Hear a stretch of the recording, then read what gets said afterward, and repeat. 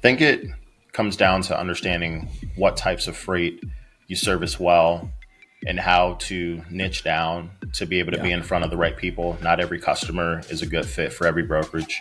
There are people that service freight better than others based on vertical or mode.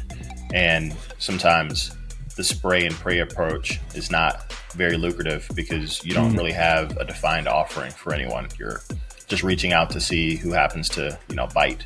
And if you can niche down and say, okay, we do this for this type of company and we do these services really well, you can articulate a better story that is then more intriguing to the people that you're selling to.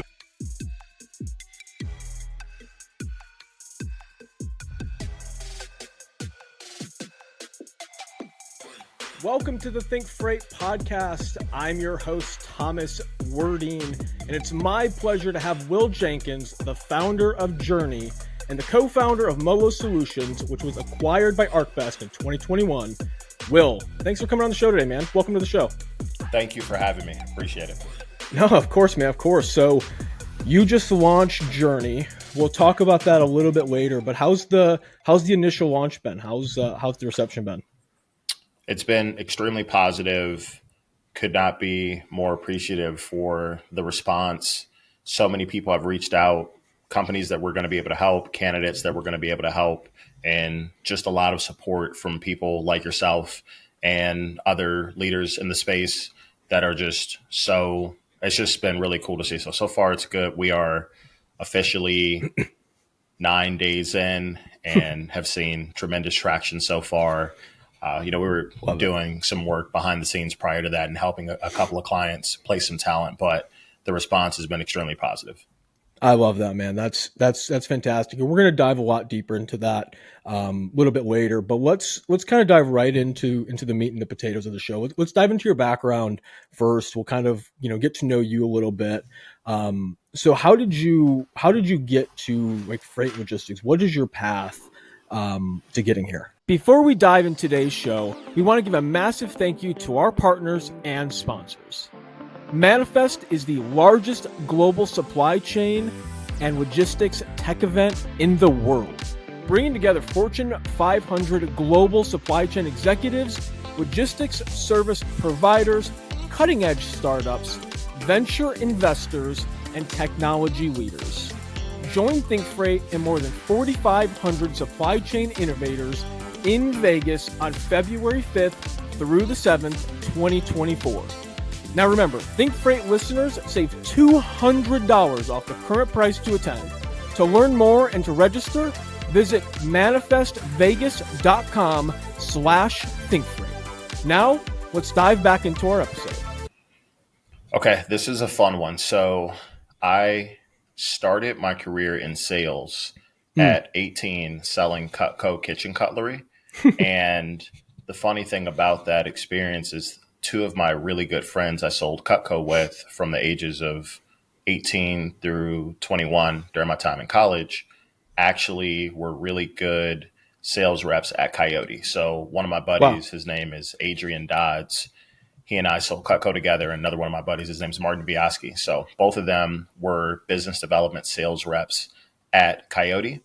And when I left, my first job out of college was with Kimberly-Clark Professional. So I sold toilet paper and paper towels B2B to hotels and office buildings, which was a great experience. But Absolutely. When I left that organization, I was looking for something new. And my boy, Adrian and Martin, they were, good friends of mine that I built great relationships with, and they were crushing it at Coyote. So when I started looking at different opportunities, that's how I found out about freight. So let me ask you, so you started in CutCo. So what did you were there for what, 3 years? You said 4 years? I did it. It was actually the only job I had during my time in college. So I did it for 4 years, and it was by far and away the most influential experience of my young career. It changed the trajectory of what I really was interested in and taught me a lot of the fundamentals about sales. So what were you originally interested in before finding CutCo? Like what was your path, or what did you think your path was going to be? I wanted to be a doctor. I went to Illinois Wesleyan to be a pre-med major and then go to medical school after that. I grew up, my dad was a paramedic and my mom Okay. worked in hospitals as well. And I'd done well in school. I got an academic scholarship to go to Wesleyan, and I played football there. So that was Okay. obviously a huge motivator, but Yeah. it's an incredible school. They have a really good pre-med and bio program. And that's what I thought I wanted to do. And then 3 or 4 days after graduation, this would have been June of 2008, which is crazy to say 15 years ago. Yeah. I got a call from Vector Marketing, which is the organization that sells CutCo kitchen cutlery. Yeah. And a friend of mine recommended me for the role, and I didn't have a summer job. I thought I was going to cut grass or something. And I Right. went in, and I don't know, they were telling me about it. I was like, I don't know, this seems cool. I guess I could probably do this. And I sat down, and in my first 10 days, I sold $10,000 worth of CutCo, Wow. and I made $2,000 as an 18-year-old. And I was like, I don't know if I want to go to med school anymore. I think I might want to do sales. Right. No, Yeah. so that's really interesting, man. So at 18, I actually had the same call from Vector Marketing, although I had a different path, and I started at 18 in auto sales, and I had like kind of like the same like goal. Like I was going to go be a dentist or do something like that. Like I was like, let me save up some money. Like I don't want to accrue debt or anything like that. So like that was my goal. And then once I started making, $2,000 a week, it was like, oh, no, I really don't want to become a dentist. Yes. Sales, that itch, it gets you, man. So I completely can relate to that. Now, when you were at Cutco, when you were selling, like, did you start to feel like maybe you wanted to do something else, like for yourself? Like you're very entrepreneurial now, but have Hmm. you always like felt that drive to do your own thing? Yes, I think Cutco and Vector gave me Mm, the opportunity and the platform to build as an entrepreneur, because you're a 1099 independent contractor and you only get paid based on production when you're a right. sales rep. So, I was making money based on the sales that I made. But Mm, my second summer, I had an opportunity to be an assistant manager in the office that I came up in, which was in Oakbrook, which was really cool. So I learned how to interview reps and run training and help build an office out. And then my third summer, this would have been the summer before my junior year of college, I got my internship credit that Illinois Wesleyan has you go get. I got yeah. that through running an office for Cutco. And my office was on Lincoln, Ashland, and Belmont. In Chicago, it was the biggest market in the Midwest, which is Biggest. really cool. And I saved $10,000 the summer before to prepay my rent, because nobody believes that a 20-year-old is going to rent an office space in Chicago and actually be able to pay for Yeah. it. So I had to prepay my rent. And it was the first venture that I had where you're building a business from zero. It was kind of like a franchisee type opportunity, right? You're selling this Right. product, but I've got to go recruit sales reps. I had 3 receptionists that helped schedule interviews and manage the office and things of this nature. And then I had a couple of assistant managers to help manage the team as well. But Cutco gave me the ground to really understand what it's like to build an organization and say, okay, you can build something from nothing. And that's certainly where the entrepreneurial itch came from. So, it sounds like you kind of had that like that initial almost like a freight brokerage model, right? Like it's kind of like that agency style model for Hmm. Cutco. Yeah. You go out on your own, but you're kind of still backed by Cutco. They're helping you with certain things. So it's very interesting, like that is what got you, to where you are today. Like that one decision, kind of helped you get to where you are. I think that's really, really interesting. Now, let me ask you this. So you spent 4 years there, and then you went to go sell freight. Let's So or I, work s- at or work yeah, for Echo. Let's talk about your time at Echo. I was at Or I'm Coyote. sorry, Coyote. So Coyote. yeah, My no apologies. worries, no worries. So I started at Coyote about a year and a half after I graduated from Wesleyan. So Mm, my first job was with Kimberly Clark, and then I was there for about, I don't know, a little bit over a year. I was looking for a new opportunity. I started at Coyote in January of 2014 because I had a couple buddies that were doing well there, right. and I absolutely loved it. I remember walking into the office in Chicago, and it was buzzing, and music is playing, and people are having fun, and it's loud and not corporate at all. And I'm like, man, this Yeah. is really cool. I'm a pretty high energy person. I love to compete. I love working on teams. And so shadowing there and going through the interview process, I remember walking out going, man, I really hope I get this job. This is a place that I Yeah. really want to work. So I started there in January 2014 on the carrier sales side. And in my experience, I'm used to selling things to people who do not want them. So Yeah. when Yeah. I sold CutCo, I was trying to convince someone to write a check for a product that they probably never heard of, or, maybe they already have knives, right? Like, why do they want to pay Right. these, right? Or pay for these? And so it was much more challenging because you've got to really overcome objections and get people to pay you. The same thing at Kimberly Clark, right? They're buying soap or sanitizer or, Exactly. paper or whatever. But when I got to carrier sales, it was really interesting to me because I don't know, my perception was that you have a truck. All I need to do is figure out what type of freight you like to haul and make sure we agree on the rate.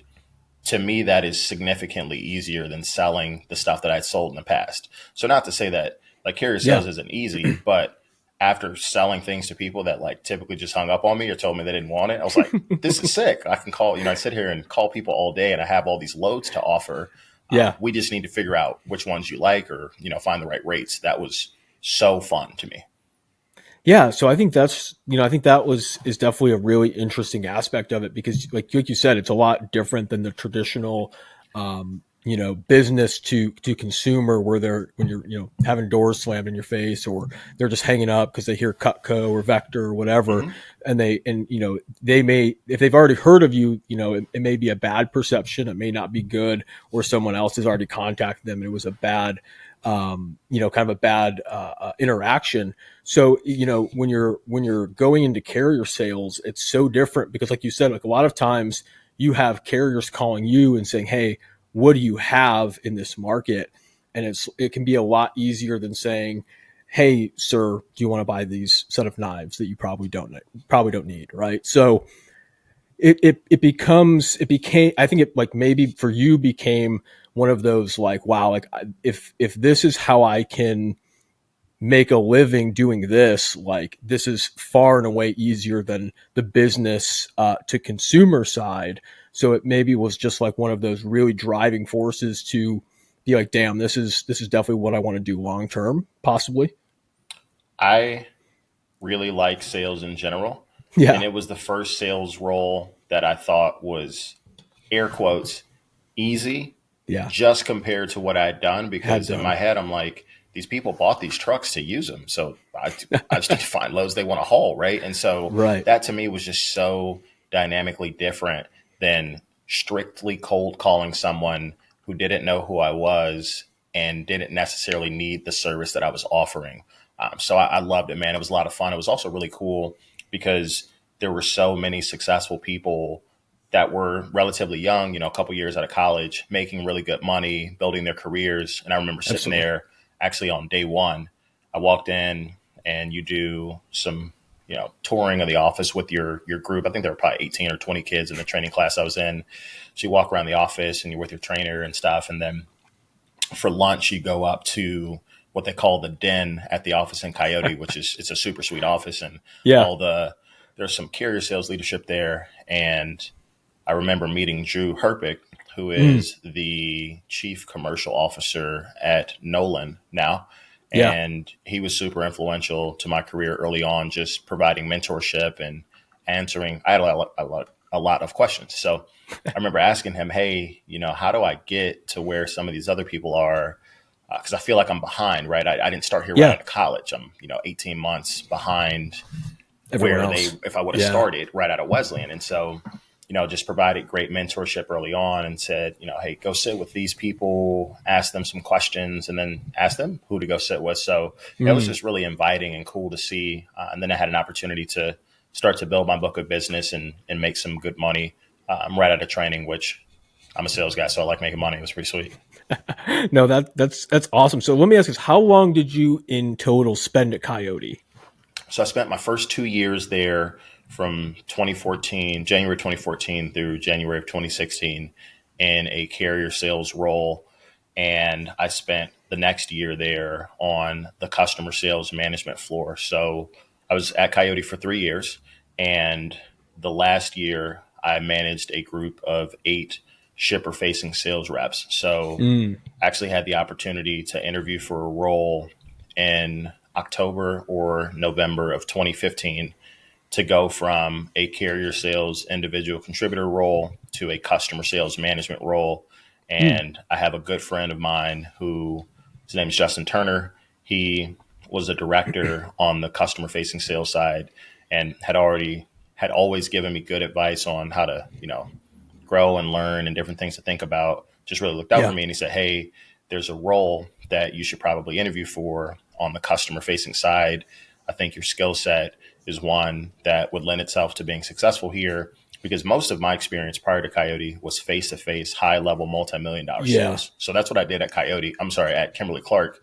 It was suit and tie, selling to high level decision makers that took months and months to close. Mm. That sounds a lot like shipper facing customer sales. 100%. And when I got to Coyote, I just didn't know freight, but I understood sales concepts. And I had Yeah. led, when I was a manager for my office at CutCo, I had 110 sales reps. So I managed sales reps before Yeah. that really wasn't an issue. It was like, I got to learn freight. I got to understand what our value prop is. So I interviewed for that Exactly. role and had an opportunity to get that role, manage 8 sales reps. And that was what got me comfortable selling on the shipper side. And it's really what I should have been doing the whole time. I loved it. It was a lot of fun. To answer your question, I spent 3 years at Coyote, and it was honestly the best experience I could have gotten early on in the freight game. No, that's an amazing answer. So going into that role, like you pretty much once you had that like comfortability with freight, you were probably very comfortable going through those sales cycles and talking with shippers, and it wasn't one of those like awkward situations. You went in guns blazing and were ready to kind of help them or show them the value on which you guys could provide right off the bat. So I think that's extremely interesting and really awesome. Yeah, it was a lot of fun. It was also interesting because there was no formal customer sales management training that existed. Yeah, And I love just learning and asking questions. So I kind of just made my own customer sales management training and took yeah, essentially this roster of performers on the customer facing side across different departments and then actually in sales roles and just ask questions. So, who are the top customer sales managers? What reps do they have on their team? How did they get to those roles? How do they coach, develop, and mentor their team? yeah, What customers do they sell to? How they get those people to say yes, right? You look at enterprise sales reps, mid-market reps, what objections are they? All these different things, and you go to different departments and ask, okay, this is the intermodal department. Okay, fantastic. How do I get my reps to understand when to sell an intermodal opportunity versus truckload? Go to yeah, LTL. Okay, great. What are the different LTL offerings that we have? Managed transportation, all these things. And that was my first month or so on the floor before my wow, reps got out of training. And I was like, man, this is sick, right? Because now I've got all these stories that people told me about their careers, managing reps, selling to customers, selling different modes. And that got me super comfortable to walk in and talk mm, to a customer about what we did because I knew carrier sales really well. I knew the execution piece, and that's certainly helpful. But being able to have specific customer stories to say, here's how we execute for XYZ shipper. Here's how we mm, changed this particular person's supply chain by approaching it with a different lens for this mode, et cetera, et cetera. No chance I knew that stuff before asking those people right. those questions. So that was super cool. Yeah, and I think that you brought up a very valuable point because I think that a lot of sales reps and sales leaders don't story tell that way, right? Like they don't provide that context to a shipper and say, "Hey, this is how we provided value here," or with X, Y, and Z enterprise shipper. So I think that that's an interesting way of going about it because that's how I was brought up too. It was storytelling and obviously true stories. You don't want to be lying, but but once you have those opportunities and you've had those stories and you've had those shippers reach out and say, hey, like you really help me here or help me there, or you provided value X, Y, and Z here. It really provides a lot of context and help on the shipper sales side. Totally. I think the best reps that I've ever worked with are the best storytellers. Yeah. and they have the ability to articulate what we've done in the context of what that shipper needs or their particular vertical or what that person is working through at the time. Yeah. And the more you know about the ins and outs of how your business has successfully executed for similar companies or similar customers, regardless of if this is freight sales or not, if you just understand how we do what we do and how that impacts the person on the other end, you're going to be able to tell better stories and close more deals. So it was helpful to just understand, okay, that's how we did that for that customer. That is Mm. similar to what these people do. So let me find a way to tell a good story around how to connect these dots. I love that. I think that you're spot on with that. That's kind of how I've always seen like the top of the top reps. They're the best storytellers. They're the best at connecting the dots and being able to provide that context in those really good points to help tell their story. Well, I want to switch gears a little bit because I want to value your time. So after that time at Coyote, Mhm. how did you start? How did MoLo start? Why did you guys like decide to start MoLo? Yeah, I left Coyote in January of 2017. I had an opportunity to take a role with Transport America. They had Mm, previously or recently during that time purchased a brokerage in yeah. Chicago, Optimal Freight. And I took director of business development role to help build out the brokerage sales group. And it was a really cool opportunity. I was 26. I was like, man, I'm going to go be a director, Yeah. good monetary opportunity, go build something. This will be pretty sweet. And it was so cool to get a chance to sell on the asset side, understand what it looked like to price as an asset based company, and also leverage the Mm, brokerage, et cetera, et cetera. And during that time, what I saw was so much opportunity existed if you wanted to go and start an organization of your own. And I was going to take a backpacking trip because I want to figure out what made sense. Hey, do I want to stay here? Do I see myself building a career at this organization? And I went to Europe. I backpacked for like 2 weeks. I actually listened to Shoe Dog, which is one of my favorite books. It's the memoir about Nike and Phil Knight. mm, And I listened to the trip he took early on before he dove in and started Nike and just traveled the world. And it was extremely inspirational. But yeah. funny enough, when I got back, I had the opportunity to reconnect with Andrew Silver, who was my manager during my time at Coyote on the shipper facing sales side. So he was a Mm, director over the business development group. And he left Coyote. I had left Coyote a few months before that.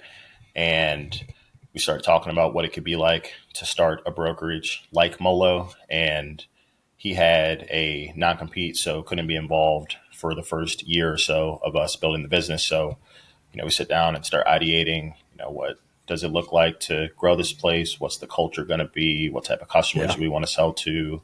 How are we going to be different? And really, it just came about because the space is so large. Mm, And I think if you have an understanding of how to execute for customers, how to get people to want to join your organization, and how to actually build something that allows them to contribute and feel that their impact matters and feel it's a place that they can grow and cultivate their careers. And then also, you're doing something that is either unique, different, or extremely service oriented in our space because transportation can be kind of commoditized, right? There's so many players, there's so many asset absolutely. based players, there's so many brokerages, et cetera, et cetera. But if you can get out there and be in front of the right types of shippers that value the service you provide, you can carve out a niche. And I think we were probably just kind of young and dumb, which is sometimes the best way to be, Absolutely. right? I was 27 at the time. Stefan Mathis, one of our other co-founders, was probably 29 or so. Matt Vogrich, who was our president, and another one of our co-founders was probably 27 at the time too, and Andrew was probably 27, I think 28 maybe when he joined us. We're just young and hungry, and so you look at a successful organization like a Coyote, and you go, okay, we don't need to be them, but we can use things that we saw work, things that were Yeah. successful, and go carve out our own niche in the space. So I think we were just ambitious, hungry, and it's just such a big space, man. There's so much opportunity. Yeah, there's a ton of opportunity, and I love that you guys were just hungry and took the best elements of what you saw at Coyote and implemented that into kind of your strategy and what you guys wanted to build, but also probably took the culture a different direction, or the direction you wanted to kind of have it be, and to kind of personify the people that you wanted to have in the brokerage, which also I'm sure exemplified the shippers you guys wanted to work with, and so on and so forth. So I think that's an awesome way to go about like building your new business, is just kind of taking what worked from your last organization, especially if you're building something similar, and kind of take those things that work the best right off the bat, because that way you have those hardwired, you have those in place, they work, so it's not trying to reinvent the wheel. I think that's awesome. How long, I think a lot of, founders of companies have a point where they look and realize like, holy shit, we're really building something here. Hmm. When do you think that moment was for at least for you? You may not be able to speak for everyone else, but when was Yeah. that moment for you? When you had that like, oh shit moment? For me, it was probably July of 2018, a year in. We launched July 5th, 2017. July 5th of 2018, we're a year in. It was a few days before our largest formal training class. So we brought on people in pockets, 3 people here, 1 person there. I think we probably had 25 or so people at the organization. And I remember sitting in the training room that we had at 25 West Hubbard and looking around and seeing really talented, sharp individuals that took a bet on us.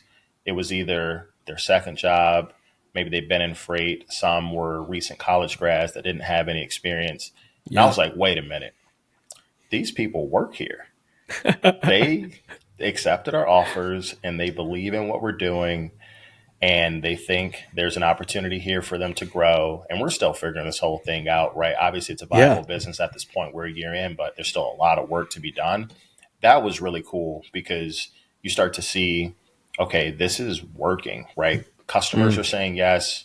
We're signing up better carriers. We're growing month over month. Load count is growing.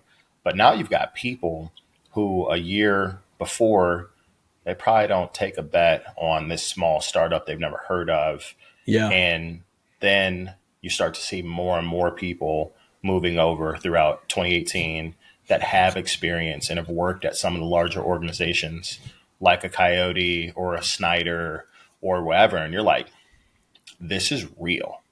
It's not just us in this room saying that this is a real thing. Like, people want to be here. That's always Yeah. really cool, man, because you start to build that confidence and see, okay, people are listening to the stuff that we're doing.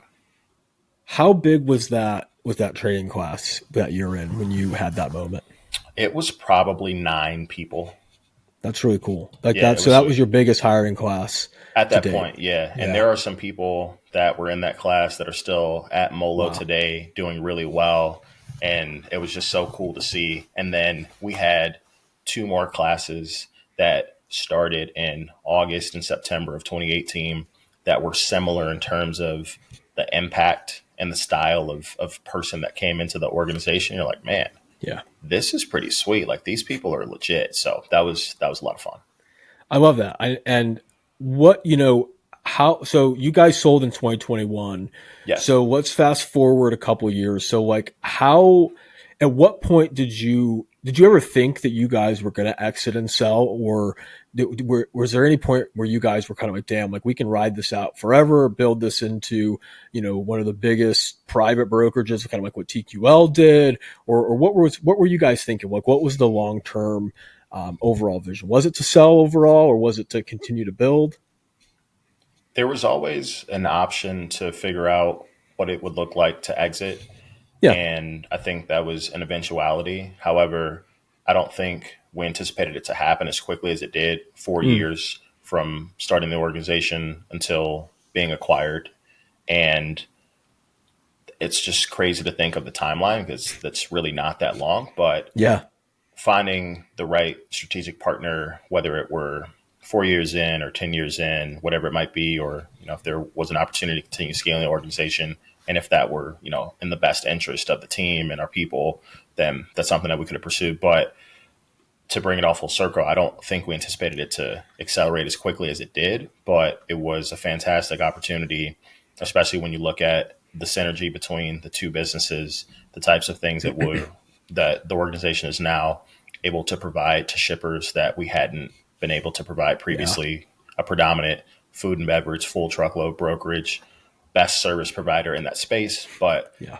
no LTL offering, really, move a couple LTL loads for a few customers, but we don't Yeah. own a fleet. We don't have a lot of, contracts, no intermodal offering, nothing from an international, no, real cross-border presence, all these other things that more sophisticated, developed customers ask for over time.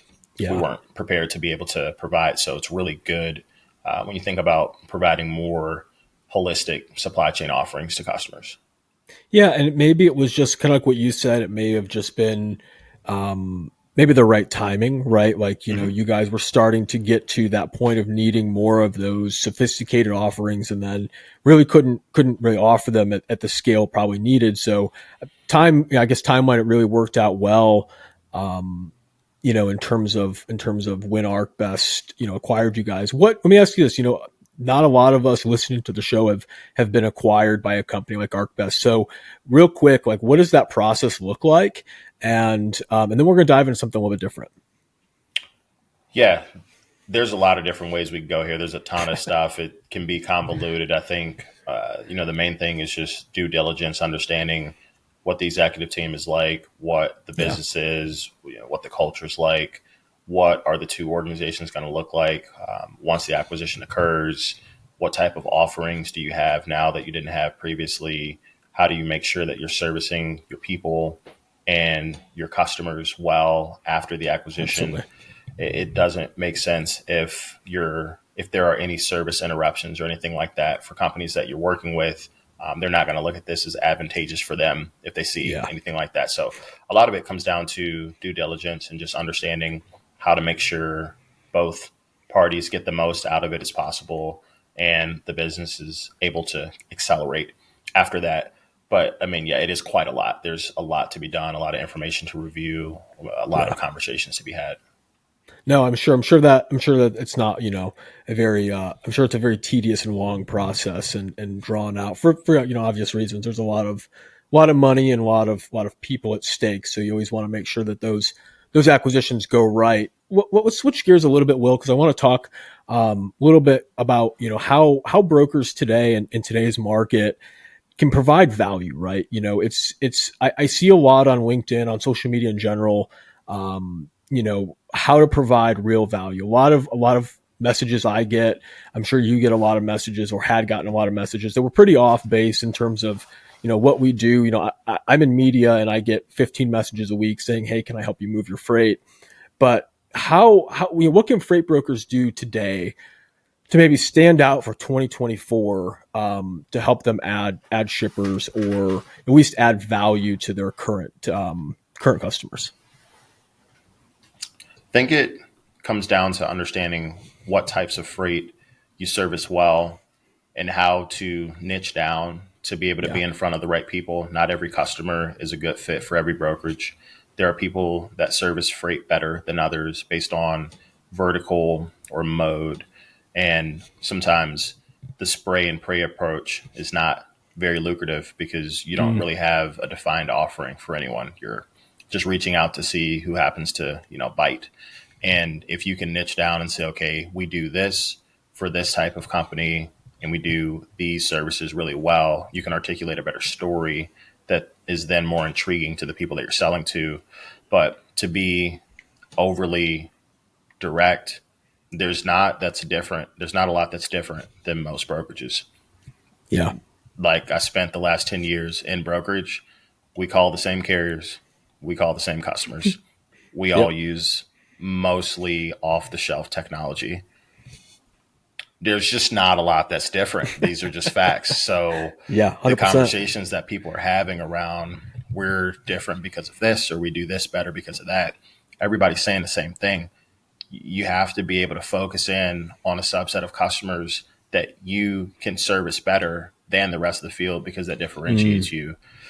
You just can't be everything for everybody. And also, being able to have the right people in your organization to go and attack that business, I think is a core differentiator, because Yeah.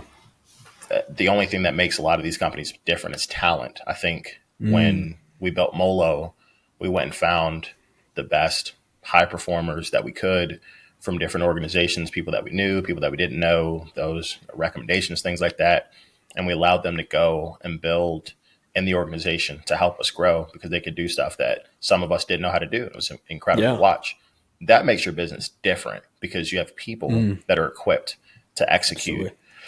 And at the end of the day, all customers care about is execution. The rest of the stuff is window dressing. I don't like this.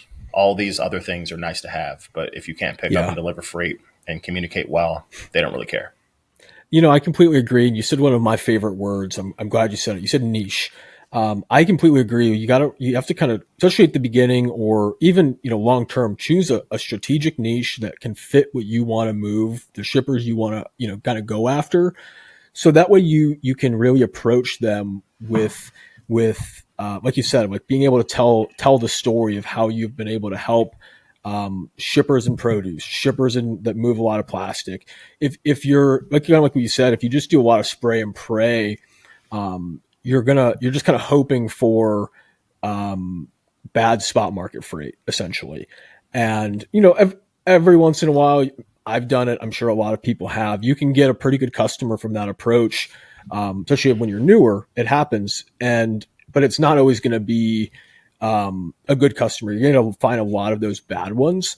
But I completely agree. It's kind of choosing that niche, choosing that niche, finding that purpose, and being able to provide value for the shipper. If you can speak the same language that they speak and understand their freight and their typical needs, if you're moving a lot of produce and you know that drivers tend to not want to pulp shipments, you can talk about that and say, hey, listen, we know that drivers don't pulp shipments or they struggle with pulping shipments. We make sure that drivers don't leave until shipments are always pulped. We have to have that on the BOLs. There's a lot of things that can go on, or just that if you're not someone who's keen to produce, you're not going to know to ask or talk about.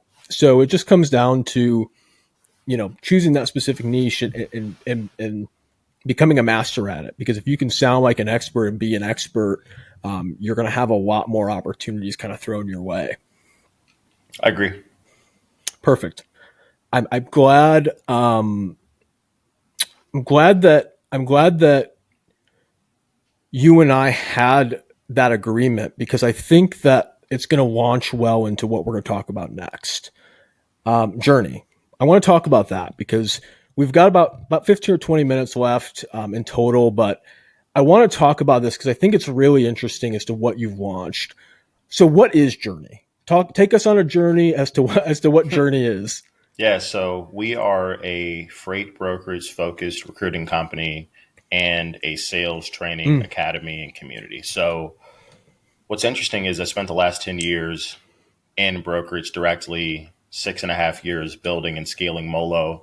And it gave Yeah. me an incredible vantage point to what it looks like to actually build an organization the right way, have the right processes, go find the right people, attack the right type of customers, understand what it looks like to differentiate yourself in the market.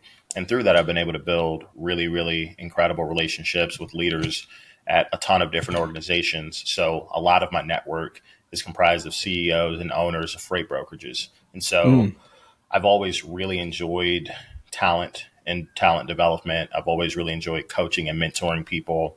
And we'll dive into the training side of the business because that's where a lot of passion lies. I really enjoy that. But Yeah. there's a lot of overlap between the experience that I had and have had the last 6.5 years and what that means and what that looks like to go find and develop the right kind of talent to build your organization. So when I left MoLo in May, I've got great relationships there, fantastic relationships with the ArcBest exec team too. And, I wanted to make sure that, could leave on good terms and take care of those relationships and then say, okay, Definitely. what do you want to go build? And I felt really strongly about building a recruiting and training business because I think it fits my skill set really well. Seeing what it was like to build MoLo taught me a lot about identifying, recruiting, retaining, attracting top talent. And then I also built out our training and development group the first 3 years, which was a lot of fun. So Yeah, I had a chance to personally train the first 220 people that came through the doors. I that's built that awesome. whole like infrastructure to scale training. And it was a crash course on how do you actually teach people the right content and help them retain that information. So to Yeah. bring it all full circle, I felt like it was a good intersection between something that I'm very good at, which is finding, identifying, retaining, and cultivating talent, and something that I just enjoy doing, which is mentoring and coaching sales reps. I just really, really like that. It's a lot of fun. Yeah, I think that's incredible, man. Because from what I heard, I never worked at MoLo, but from what I've heard from people who have, it was an incredible culture with a lot of really like fun elements to it, and it didn't feel like work to a lot of people. They just really enjoyed what you guys built. So I think that what you're taking from MoLo and building those teams and building successful, very high level training or sales organization, I think that that's really going to be impactful for what you're doing and help the industry as a whole. I want to dive in. This is really interesting because I want to dive in more what you said to the sales academy side, because I think Mhm. that is extremely interesting. And I think it's very needed, in logistics, because, there's a lot of companies that do their own in-house training, and it may not be the best. I'll be honest, like TQL. So I worked for TQL for about 2.5, 3 years, and it was an okay training. It was very base level, not a lot of follow-up trainings and things like that. It was mostly right at the beginning of your first 6 months being there, and then it was okay. You should know most of what you need to know. You can learn on the fly with the rest. So I was always, learning from my peers, trying to search new ways, whether that be, YouTube, looking online, LinkedIn, and I was just trying to find different ways to learn about logistics, learn about freight, learn about the different elements. So in different sales sides, to it. So what are you guys doing with the Sales Academy with Journey? Yeah, so initially the intention is to make content, and it's a bunch of stuff that I've developed over the last few months that is Hmm. industry agnostic, so not specific to freight to begin with. Yeah. Really fundamental concepts, and then continuous education style stuff around cold calling, outreach, email, follow up, presentation skills, prospecting, anything under the sun that it takes to go and develop a book of business. And then once you have those fundamental concepts down, how do you take the next step to take Hmm. your approach and your skills and sharpen them up? And like you mentioned, I see a lot of organizations, not just in freight, but in sales in general, just Yeah. fail to give people the right outlet to go and sharpen their skills. And it is really tough to see people struggle in sales roles because they don't have the right support. Yeah. And there are a lot of really successful, talented people that could succeed inside of an organization if they had the right support or the right places to go to figure out, okay, man, I'm having a hard time with this particular concept. How do I go and brush up my skills there? So that's something that's a big focus for us. And then over time, it's likely that we'll continue to really focus on what the freight brokerage and transportation space needs from a training and development perspective. I think there's a huge Yeah. opportunity there. But in the beginning, we want to make sure that we're helping salespeople because that's where we Absolutely. feel our skill set is strongest right now. That's where we Absolutely. feel we're going to be able to make the biggest impact. And then from there, just take that feedback and go, okay, how do we create more advanced, more developed content? And then also the part to me that I think is unique is the community aspect of it, because Definitely. throughout seeing people develop in sales, a lot of that learning comes from shared experiences. Yeah. So you get a really experienced sales rep that's done XYZ for how many years, and then a newer person. And maybe that newer person has a different approach that is effective, and they're able to Yeah. collaborate with this senior salesperson that shares stories or what their experiences are, things of that nature. I think that makes it a little bit unique so that people can leverage some of those shared experiences to accelerate their learning. And also, I think communities are where people can grow to become themselves and also just have other people to lean on. Sales is Mm. lonely. It and is. nobody gets paid off your performance but you. Sometimes that's tough, right? So it's nice to have a place where you've got other people to ask questions to and share their successes and celebrate those things. I think that creates a little bit of a unique aspect. No, I love that because I think that like what you said and building those shared experiences is whether you're the most seasoned salesperson in the world or the most rookie salesperson, you can still, as a rookie salesperson, you can still have those really relevant experiences and life experiences because one thing that I saw very early on in my sales career in automotive was finding the selling to a newer generation the way you sold to an older generation. And it's always not, it's the same, similar approaches, similar techniques, but it's always nuanced in how you deliver and how your kind of cadences and approaches go. But what I saw early on was, just a lot of these older concepts and ways of in automotive scare tactics and things like that, which, really weren't working in the 2008, 2010 period when I started. So it was interesting to watch, people not wanting to change what they know because they're scared to adapt. And I think that's how a lot of sales organizations, not just, freight, I think that's how a lot of sales organizations are. They're nervous to change, they're nervous to adapt because what they've been doing for so long has worked. Yeah, I think the most dangerous words that a leader or an organization can utter are "that's how we've always done it, so that's how we Yeah. do it." And that doesn't mean that every part of it is bad. It just might mean that you need to take a different approach to make it more effective. And so the best people I've ever Yeah. worked with, whether it be sales or not, are constantly looking for new ways to get better at what they do. And so for me, that is this internal fire and it's this inherent desire to just get better. And I think Mm, if you put a lot of those same people in a room together and let them leverage their shared experiences to get better and better, you're going to see something extremely unique. We've already seen a ton of interest from people that have joined the wait list and want to collaborate love that. and figure out how to be in this group full of people that just want to get better. So that to me, I think it'll be a lot of fun to watch. No, I really love that, Will. Let me ask you this. What is your, with 2024 on the horizon, this episode will probably drop, sometime in January. So let me ask you this. What is your biggest goal that you want to accomplish with Journey in 2024? The first thing would be to build strong relationships with brokerages that Mm, if I were in the market to find a role, these are the kind of organizations that I would say, man, I'd be really, really excited to work here. Right. And yeah. so we have quite a few of those clients today. And I want to develop the best relationships with them to understand what we need to go do in the market to find them the right talent.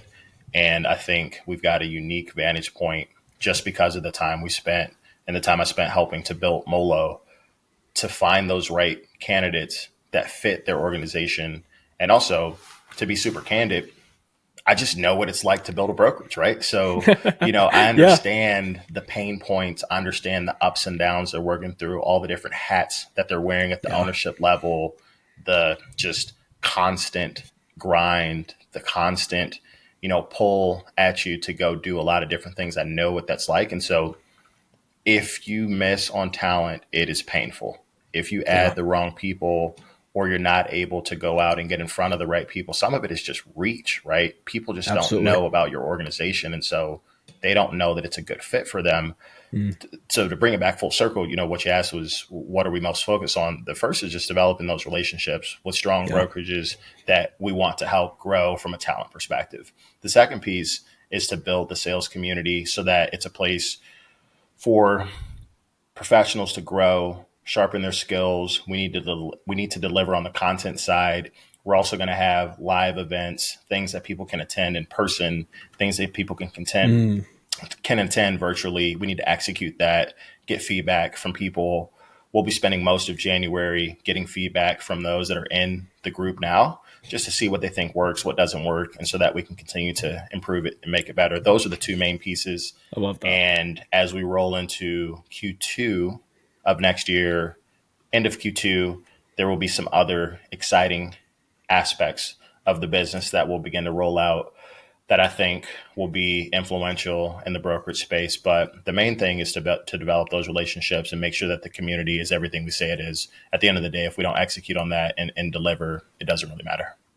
I love that, man. I think that what you guys are building is really intriguing. I think that you guys are going to find genuinely a lot of success in what you guys do. Let's switch gears just a little bit. I want to take something a little bit more fun, because I think that this, you mentioned something interesting earlier on in the show. So let me ask you this. I know you love to backpack and travel. So what has been your favorite European backpacking trip you've taken to date? This summer, I had the opportunity to spend about 90 days in Europe, just Wow. bopping around to different countries. And it was the most fun I've ever had. I made so many new friends. I saw so many new places I'd never been. Tough to say which ones are certainly the favorites, but I'll give a couple that I Cool. enjoyed and spent a lot of time there. I loved Stockholm, Sweden. I'd been three Mm, times before this trip and actually used Stockholm as a base to travel out of. It's super clean, it's super safe. There's just so much to go see, a lot of history, love and the that. airport is super. It's just very easy to fly in and out of there. They have a lot of flights really everywhere across Europe, so that was a lot of fun. Spent a fair amount of time in Oslo, Norway too, for similar reasons. Just Mm, easy to travel in and out of. Met a lot of really cool people there, and then Barcelona and mm, Lisbon were those are the top four. So Sweden, Norway, Spain, and Portugal. But I spent a lot of time in Barcelona and love Lisbon that. as well, and really enjoyed them. If I could move somewhere internationally, I would go to Lisbon in a heartbeat. It's just so unique. There's a ton of expats that live there. The weather's great. The ability to get in and out of there is just super easy. It's like a 6 hour flight from New York. So that's actually where I started Oh, my that's trip. really nice. Yeah, dude, it's super You close. can't And you then, can't beat that. no, you can't. And from like a terrain perspective, I Mm, think Switzerland is super unique. It was one of my mm, favorites on this yeah. trip. I spent some time in Lucerne, which looks like a fairy tale. It is I've seen this so many town, pictures. It's so dude. beautiful. It's crazy. It's this Yeah. town that's between two lakes, and then you've got a mountain range around it. And I remember taking a video of somebody that was skydiving, Oh my God. and they're like coming down, and then in the back, you've got the mountains, and I'm panning around, and you've got like a horse and carriage, galloping down the street. I'm like, this is crazy. So that was super cool. So I think Switzerland's got a really unique landscape. But there's just so much to see. So I had a great time on this particular trip. It was a lot of fun. I love that, man. Do you do any US backpacking trips to help you help you out in between your European visits? I haven't done a ton, but I do travel a fair amount in the States as well. Like I'll get out to Southern California to visit some friends. I've got some really Mm. good friends that live in LA and Newport and San Diego. So I love to spend time out there when it gets cold here in Chicago. I kind of got tired of freezing. So during I don't the, blame you. the peak of COVID and work from home type stuff, I started to spend some time out in SoCal, which I think keeps my head clear. It's just something about being able to get to the beach in February that I didn't experience here in Chicago. So that's been fun. Yeah, that's been one of the biggest changes. I'm here in Houston now. I was in Chicago for a long time. I'm here in Houston now, and it's very similar. It's nice. You can get to the beach in an hour, and in February when it's still 70 degrees, you can swim, and it's very weird. Well, I really appreciate you taking the time and coming on the show. Let me ask you this: where can people check you out? Where can they find Journey if they're looking to be a part of the sales community that you're growing, or they just have some questions for you about whether it be about Journey or anything else? Where can people find you? Our website is journeydelivers.com. And if you want to join the Sales Academy, click the Academy tab. It'll take you to the environment that we're hosting all the content in. You can sign up for the wait list there.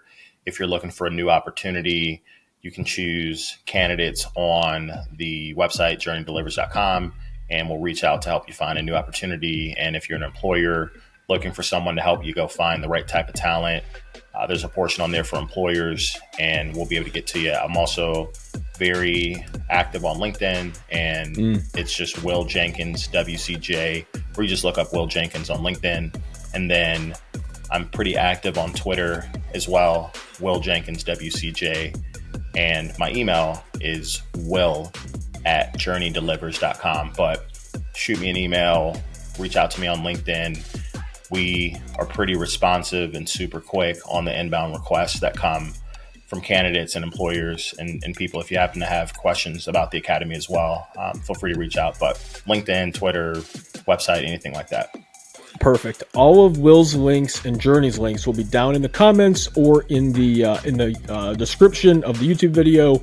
If you guys like today's podcast, make sure you give it a like and review, and don't forget to check out our newsletters. Those do drop Monday and Wednesday. ThinkFreight.io. And Will, thanks again for coming on the show. We'll have you back maybe sometime in quarter two once you guys have some more stuff that drops. Awesome. Thank you for having me.